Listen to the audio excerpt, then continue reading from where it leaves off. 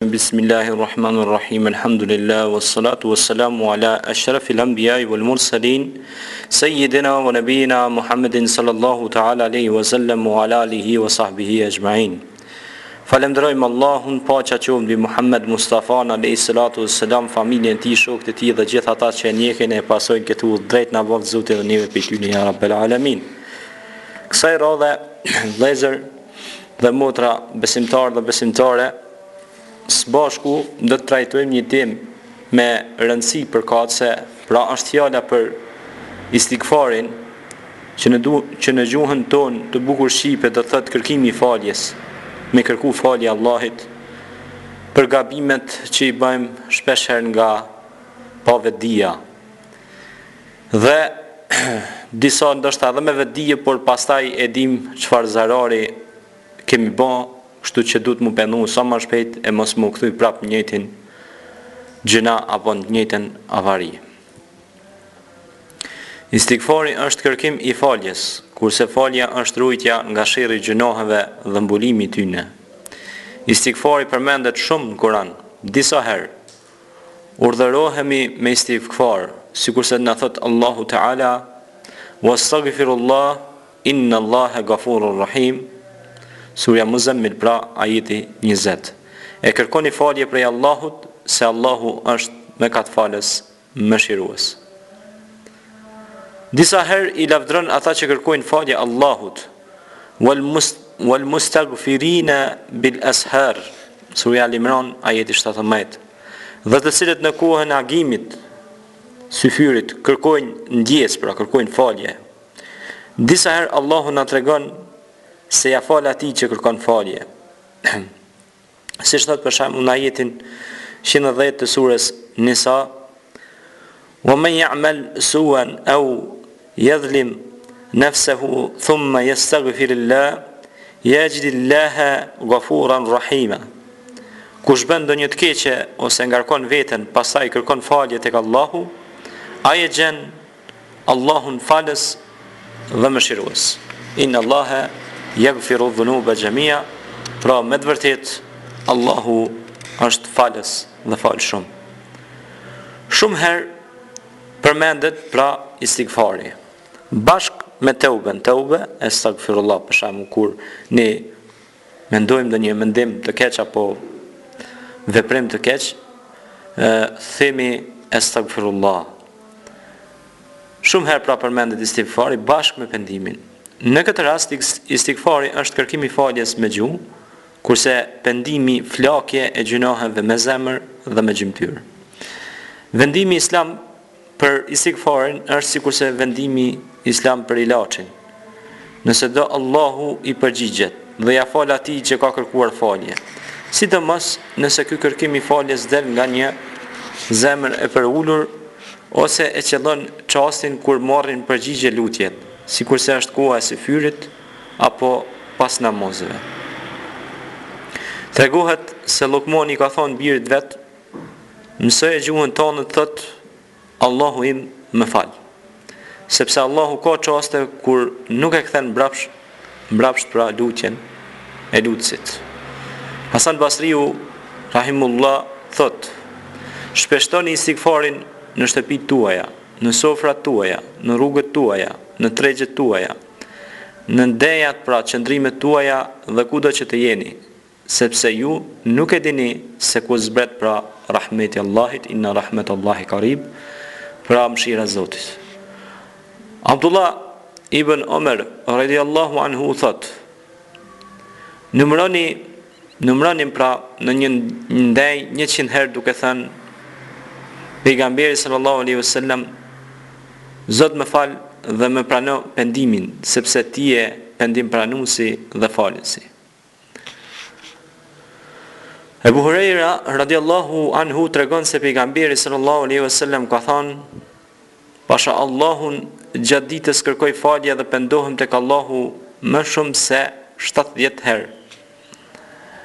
Pejgamberi alayhi salatu wassalam ka thënë: "E ka plën gafleti zemrën time, prandaj kërkoj falje tek Allahu 100 herë gjatë ditës."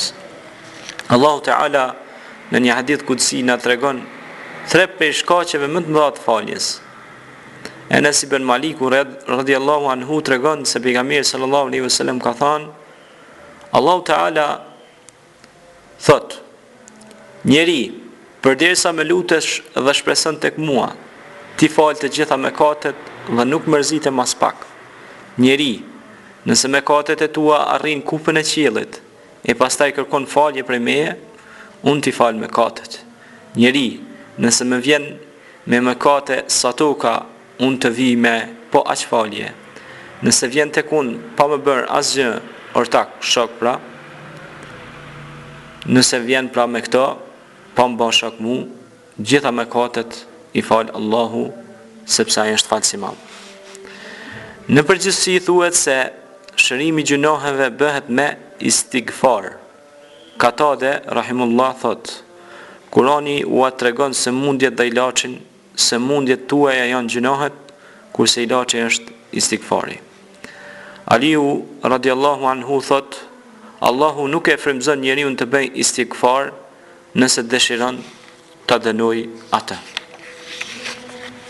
Pra, gjithmonë duhet ditur se Allahu xhaleshanuhu është pranuesi i istighfarit, është Zoti sovran.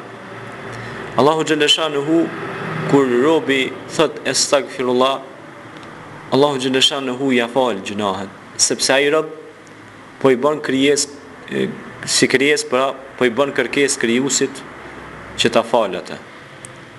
E jo si puna disa njerëzve që harrojnë të thonë astaghfirullah, sepse mendojnë se do të jenë të përjetshëm, apo mendojnë se nuk do të vdesin kurrë. Prandaj, çdo njeri që mediton dhe e din peshën dhe rëndësinë e kërkimit faljes ndaj Allahut xhaleshanuhu, sigurisht se ai lutet Zotit, ud'uni fastajib lakum, i lutet Allahut sepse ai pranon lutjet dhe duat dhe thot, o Allah, më fal mua, më fal mua, më fal mua. Dihet se Aisha radiallahu anha ka treguar se pejgamberi alayhi salatu wassalam shpesh pra kërkonte falje tek Allahu xhaleshanuhu dhe thoshte, o Allah, ti e falës, e don faljen, prandaj më fal mua. Pra, o Allah, ti e falës, e don faljen, andaj më fal mua. Kështu që ne duhet lutemi të kërkojmë falje Allahu xhallahu xhaleshanuhu, sepse ai fal shumë.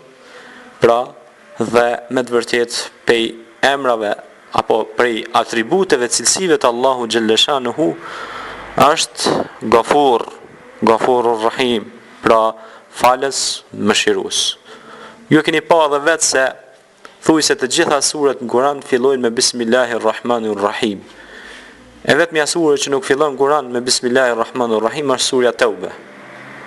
Pra, pse gjitha këto sure fillojnë me Bismillahirrahmanirrahim, tregojnë mëshirën e madhe, pra mëshirën e madhe që ka Allahu që është mëshirues dhe mëshirbërës. Prandaj, na duhet ta lutim Allahun me mëngjes e mbrëmje, pa ja nda, dhe t'i kërkojmë falje atij se me të vërtetë gjunohet tona janë të shumta. Ne shpesh herë gabojmë sepse jemi njerëz, dhe çdo njeri kullu ibn Adem khata wa khairul khata'in tawwabun. Pra çdo bir i Ademit është gabimtar.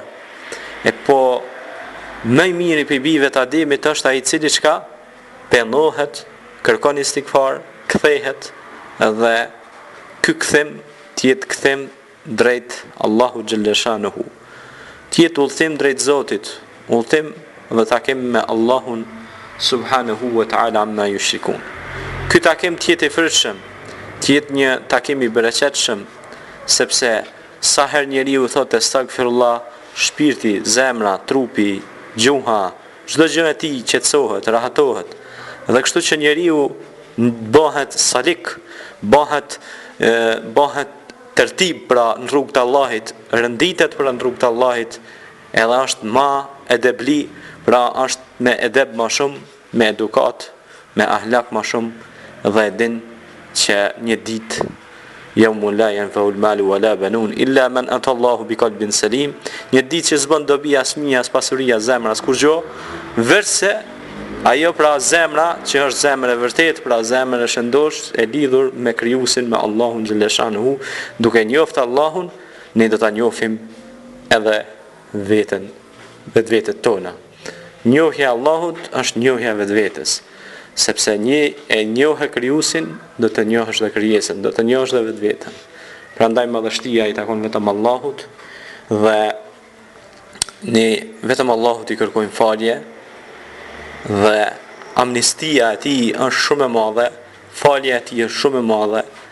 Ai kalon portat dyrt e pendimit dhe të istighfarit, i kalon të çelura, të hapura. Inna Allaha yuhibbu at-tawabin wa yuhibbu al-mutatahhirin. Allah i don për ata që pendohen e kërkojnë falje, edhe që pastrohen dhe janë të pastërt. Pra mutatahhirin që i përmend Zoti në Kur'an, pra të pastërtit, ata që kërkojnë falje dhe pastrohen nga mëkatet, nga gjunahet vazhdimisht. E kështu Allahu insha Allah do të jetë i kënaqur me ne, me ju të gjithë e xhmain salihin siddiqin.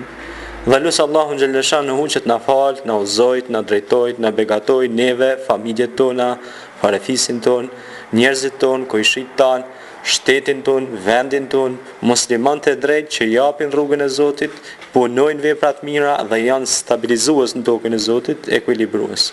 Aqulu qawli hadha wastaghfirullah li wa lakum fastaghfiruhu innahu huwal ghafurur rahim. Assalamu alaikum wa rahmatullahi ta'ala wa barakatuh.